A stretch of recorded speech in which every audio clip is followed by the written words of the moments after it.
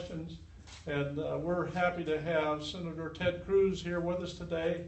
Senator, and we'll let you speak to us, and the time is yours.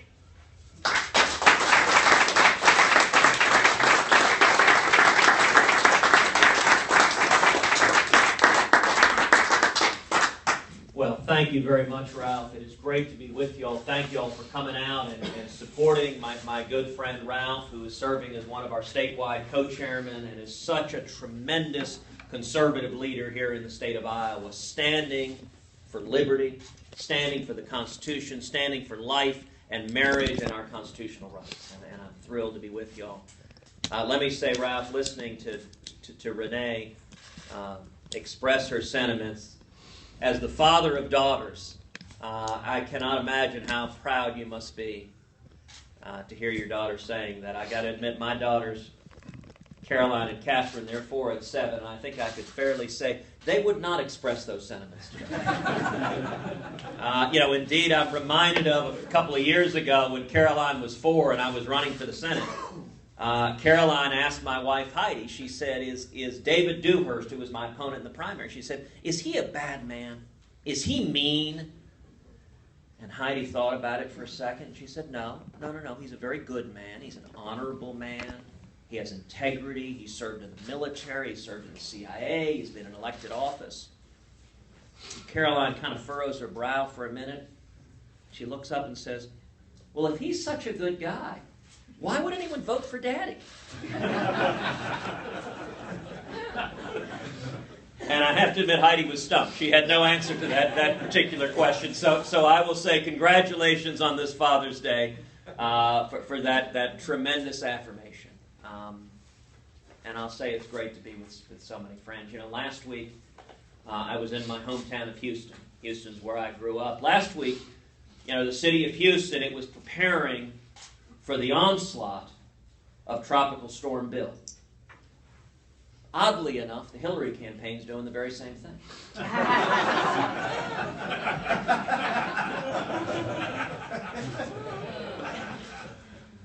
These are extraordinary times. These are remarkable times. Our nation is in crisis. This isn't a typical election. I think this election's now or never. We're bankrupting this country. We're seeing our rights under assault from Washington like never before, and America has receded from leadership in the world. The entire world has gotten more dangerous. Today, our friends and allies, they don't trust us. Our enemies, they don't fear us. Now, there are many things we could talk about today. We could talk about the need to repeal every single word of Obamacare.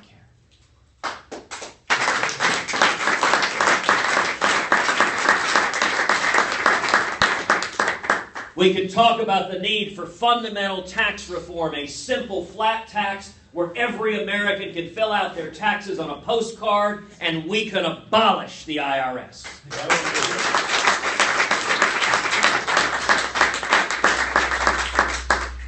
We can talk about the need on day one, January 20th, 2017, for the next President of the United States to rescind every single unconstitutional and illegal executive action taken by President Obama.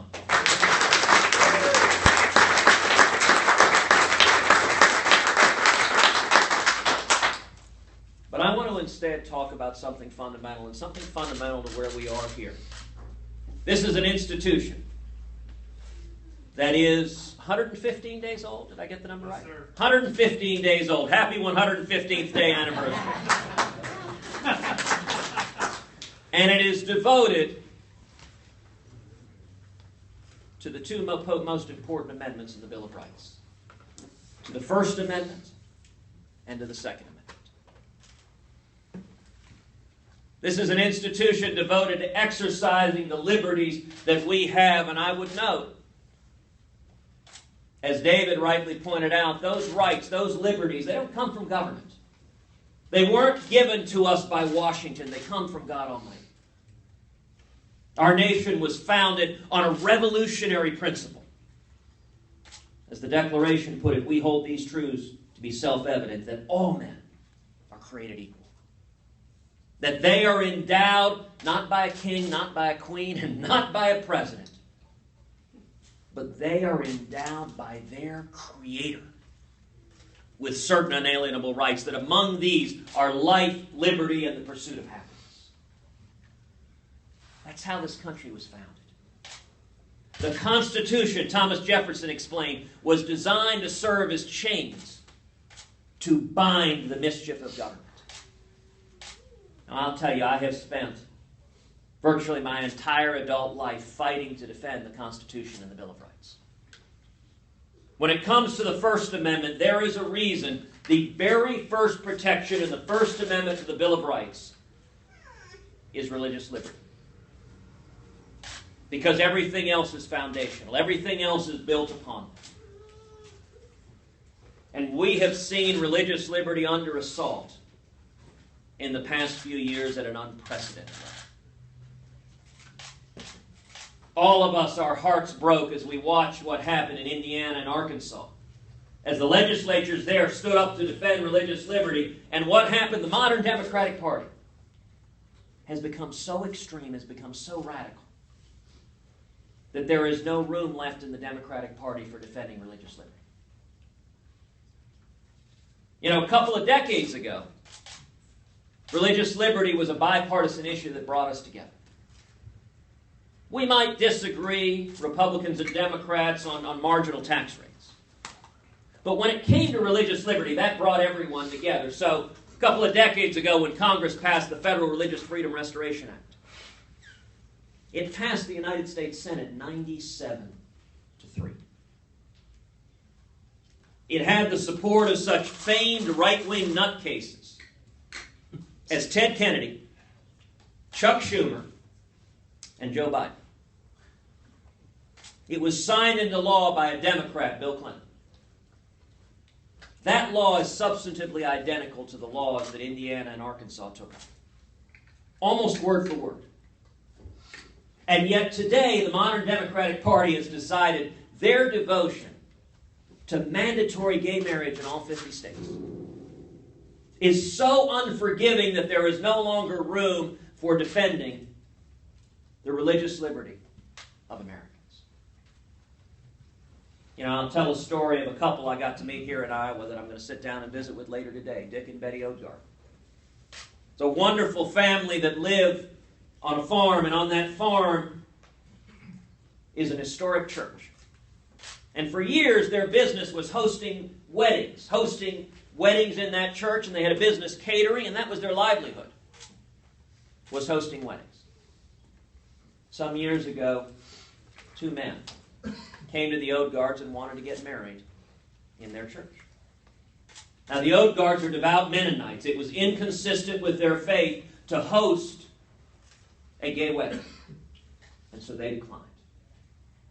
And they found themselves enmeshed in legal proceedings and persecution. Finally, they ended up having to write a check for $5,000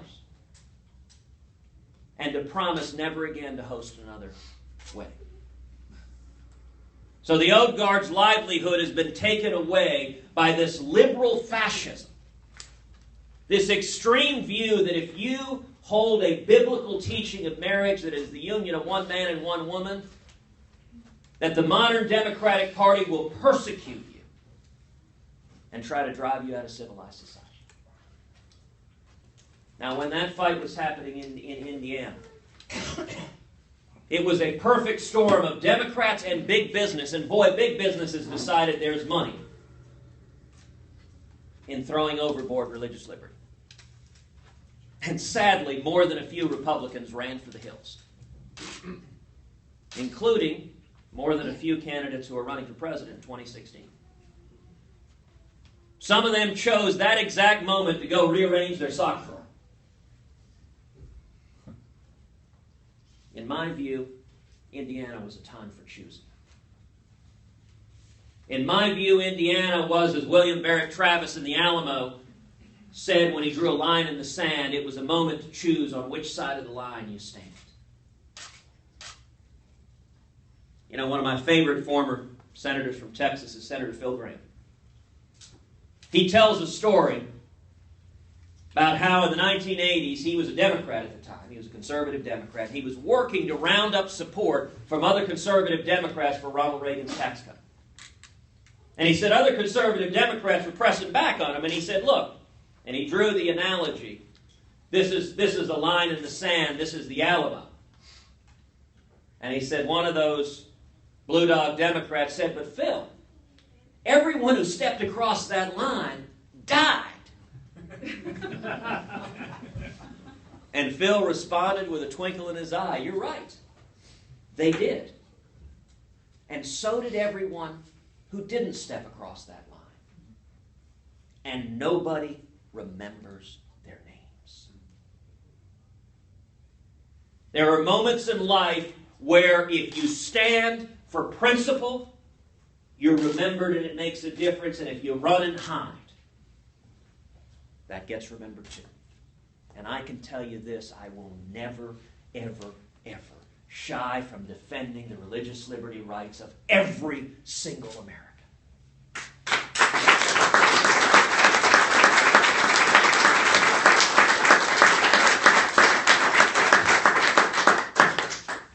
Now, shifting to the second half of the famous saying, praise the Lord and pass the ammunition. There is a reason the Second Amendment is right after the first. You know, I got to tell you, it's funny. When I was in law school, Conservative Law Journal made a coffee cup that was making fun. It was the liberals' Bill of Rights, and it listed the Bill of Rights, but when you poured hot coffee in it, some of them disappeared. The Second Amendment just disappeared altogether. The taking clause disappeared altogether. Free exercise of religion disappeared altogether. You know, let me address the Second Amendment this way. A few months ago, I was having a lunch here in Iowa with a number of conservative leaders. And one of them asked a question, said, Ted, why should we trust you? We've been burned so many times before. We're so fed up with politicians who blow smoke and don't tell the truth. Why should we trust you? And my response, I said, you know what? That is the most important question you can ask in this entire election cycle. And I'll tell you the truth of the matter is you shouldn't. Don't trust me or any other politician. Demand of every one of us, don't tell me, show me.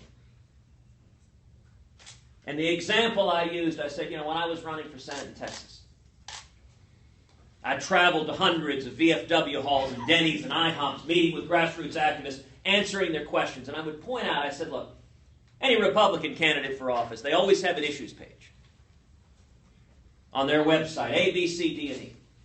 And they list, word for word, the exact same position on every issue.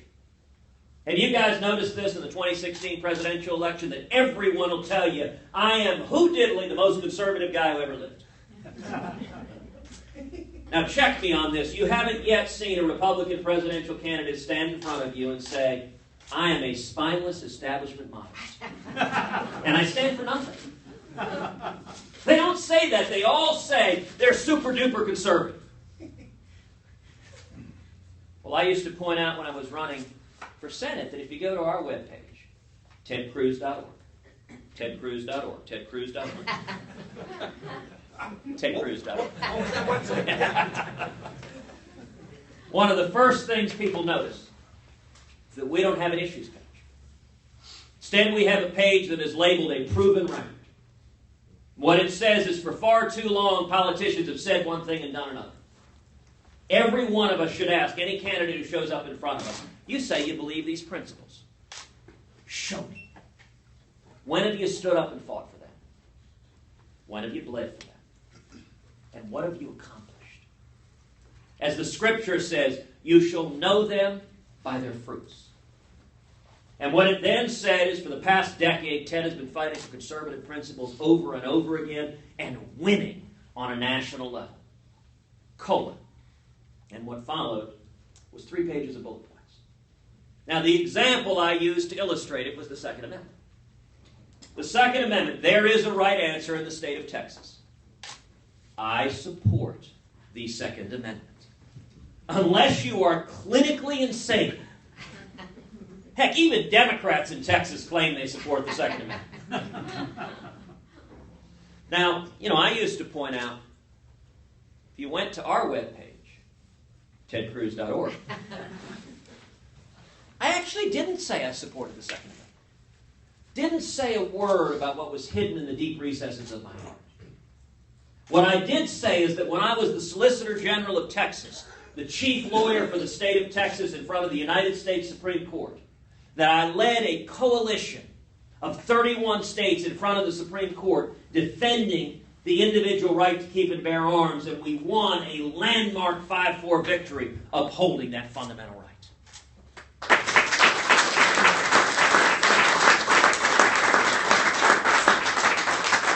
And then it linked to the 2010 NRA's Carter Knight Freedom Fund Award, awarded every year to one of the leading defenders in the country of the Second Amendment.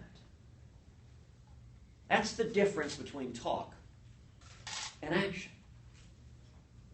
In 2016, every Republican candidate says they support the Second Amendment. The question we need to ask is, great, where were you when President Obama and Harry Reid pushed their gun control agenda to take away the right to keep and bear arms of law-abiding citizens? Did you stand up and report to duty? Did you cross that line and say, I will defend our liberties? Or did you choose that moment to go do something else? I had a former boss of mine who used to say, if I'm ever accused of being a Christian, I'd like for there to be enough evidence to convict me. Now, look, I think that is powerfully true, but it is equally true of being a conservative. If you're really a conservative, you shouldn't have to tell anybody, because you will have been in the foxholes, you will bear the stripes. When you stand for conservative principles, the Democrats vilify you. The media vilifies you. Even Republicans vilify you. Look, if I stood up tomorrow and decided I'm going to run as the moderate in this race, I couldn't do it. If Ralph stood up tomorrow and said he's going to run as the moderate, Ralph couldn't do it. Because when you walk the walk, it's apparent to everyone. Let me make a final point. For all of us, when we think of liberty, it's not an abstract concept.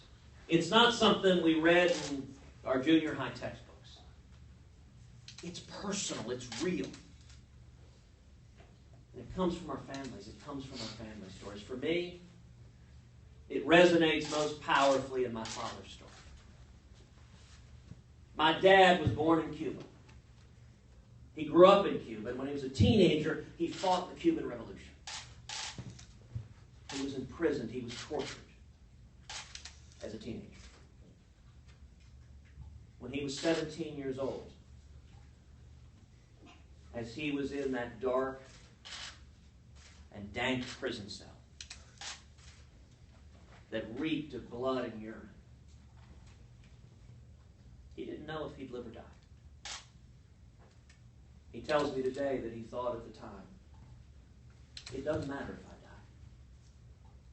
I don't have kids. I don't have a family that depends on me. What difference does my life make?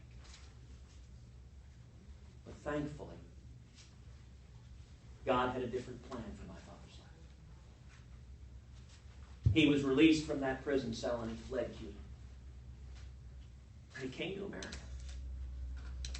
In 1957, he arrived in the United States. He was 18 and he couldn't speak a word of English.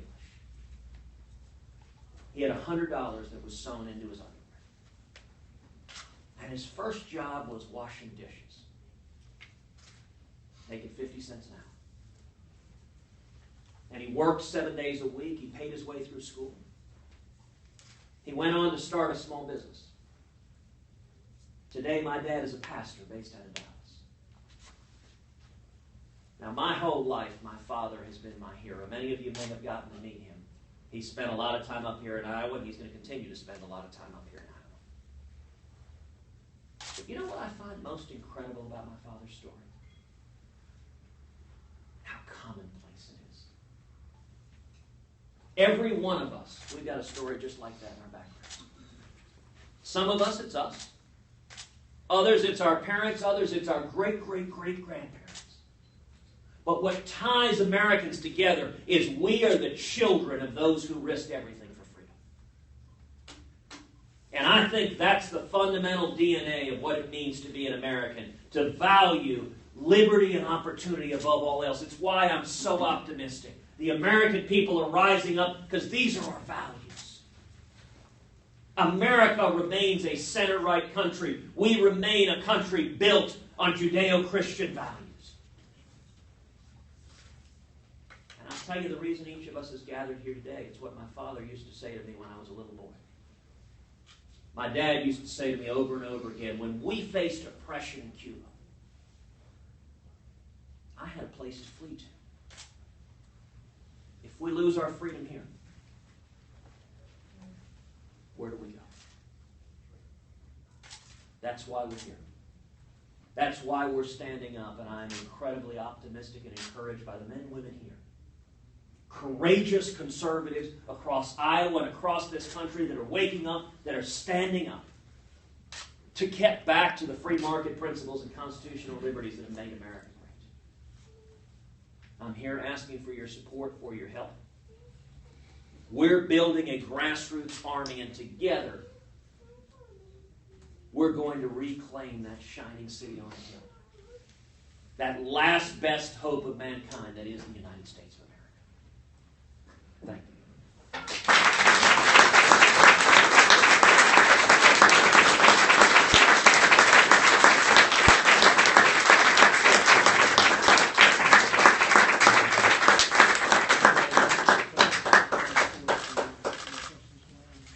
Why don't I take a couple of questions and then we'll visit afterwards. I think we're short on time. Normally